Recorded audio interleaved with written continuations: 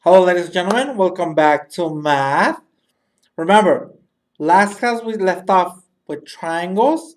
We were dealing with hypotenuse, opposite, and adjacent. Okay.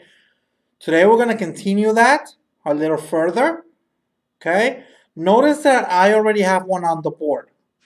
Okay. Notice I already labeled it. I chose C to be our theta. That means that across from theta is our opposite. Across from the 90 degrees is our hypotenuse. And then we have our adjacent on the bottom. Okay? Now, today we're going to take it a little further. Today, if we wanted to find all three of angle C or angle theta, okay? Keep in mind, there's three things you need to know. Okay? There's something called sine, which is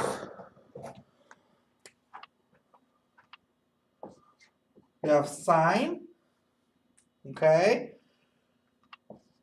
Cosine, and tangent. Okay?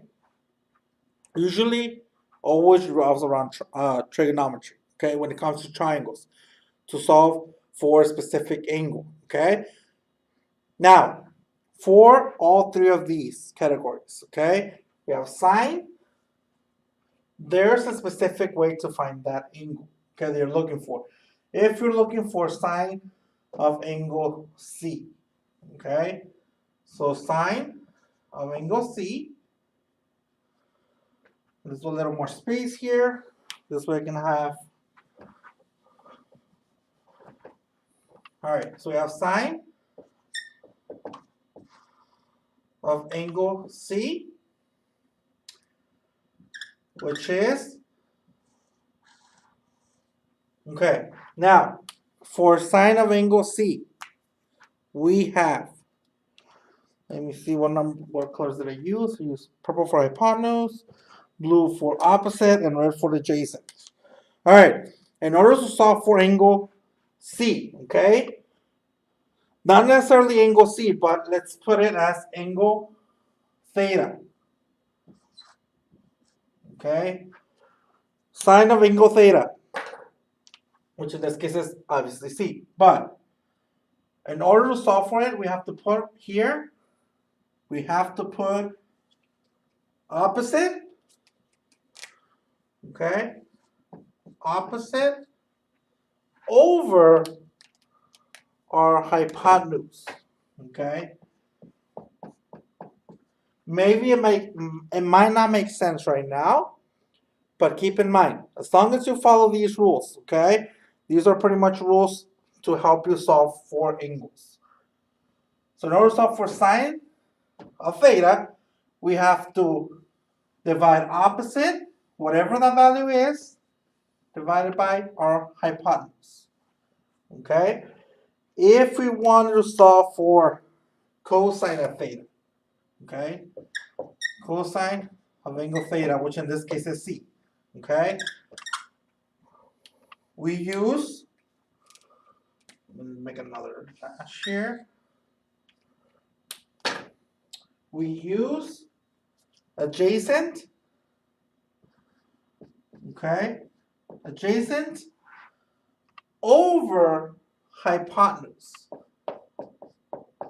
Let's use the color we use for hypotenuse here. This one makes it a lot easier for you guys.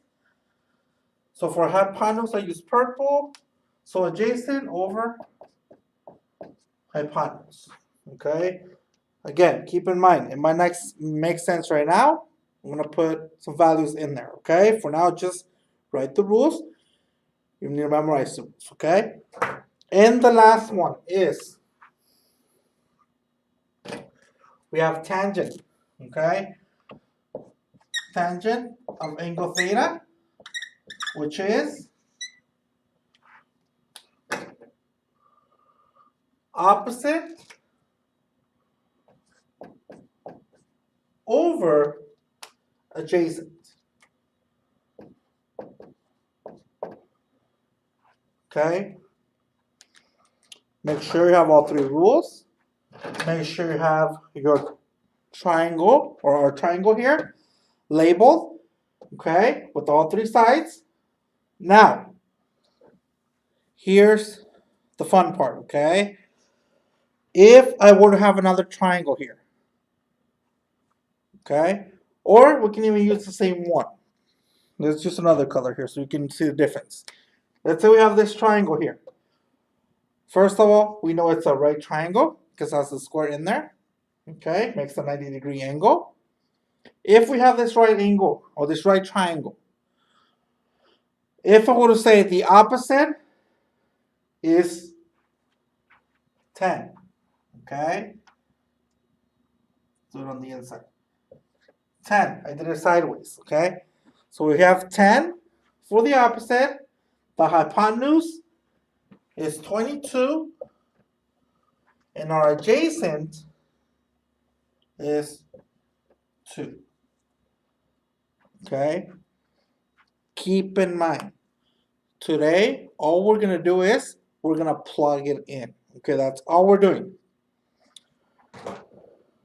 So for the first one, if I wanted to find sine of theta, again, we will say sine of angle C, okay, because that's where theta is, equals, which is opposite. If you guys remember, for opposite, we have 10 over our hypotenuse, which is 22. Okay, and that's it. We're not going to solve it. That's all I want for now. Okay, just to get you in that habit of plugging it in. Okay, so if you wanted to find cosine, we would say cosine of angle C equals, again, adjacent, which is 2, over our hypotenuse, which is 22. And then finally, okay, tangent of angle C equals opposite, which is 10, over adjacent, which is 2. Okay, and we are done. Okay, again, all we did was substitute opposite hypotenuse on each one of these and adjacent for actual numbers that were given to us in the triangle, okay, actual values. I'm going to do another one, okay, where I'm going to draw another triangle. I'm going to give you theta somewhere in there, okay? This time you have to label it for yourself. Remember, these ones don't change ever. That's the rule. You might have opposite and adjacent change here on the triangle, depending what theta is, okay? But the actual rules never change. Wherever theta is, you still use the same ones, okay? The values might change because, again, opposite and adjacent might change, but it's always the same rules, okay? All right, so here's the one for you guys, okay? Make sure you write it down, write everything down. All right, so now I'm assuming everybody has it. If you didn't, go ahead and rewind the video a little and pause it if you have to write it all down.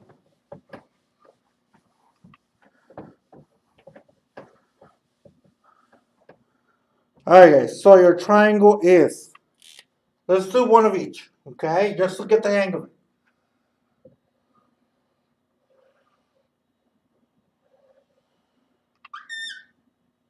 We have A, B, C, okay?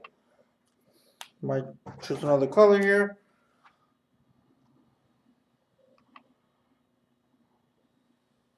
So you guys can see it a little better.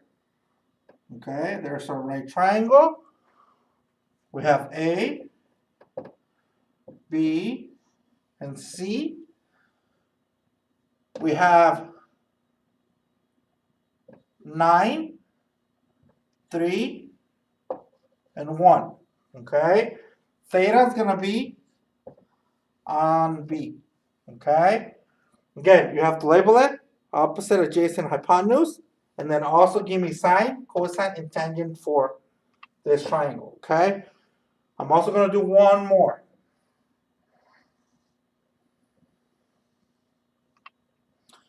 This time, theta is over here. We have x, y, and z. Okay? Again, we have 12, 4, and 2. Okay? Again, remember, you have two triangles. You have to label them.